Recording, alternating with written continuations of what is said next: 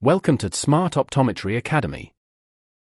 Today, we will learn about what is chalazion and how it occurs. What is chalazion? Chalazion is a chronic non-infective granulomatous inflammation of the meibomian gland, also called a tarsal cyst or meibomian cyst. From the definition, three things need to be understood.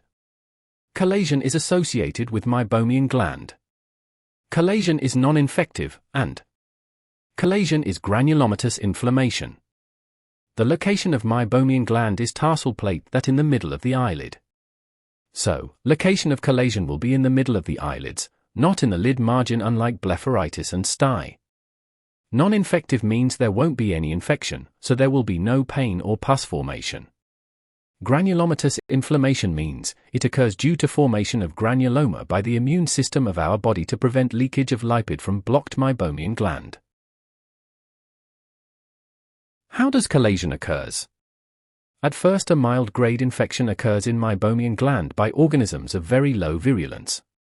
This mild-grade infection leads to blockage of the meibomian gland, and the secretion or lipid of meibomian gland can't pass that build up within the gland.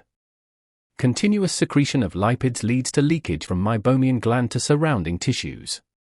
Immune cells gather around the leaked lipid and form a granuloma to prevent leakage, creating the characteristic firm, non-painful lump of a chalazion.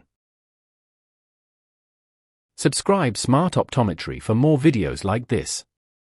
Stay with Smart Optometry and study optometry smartly.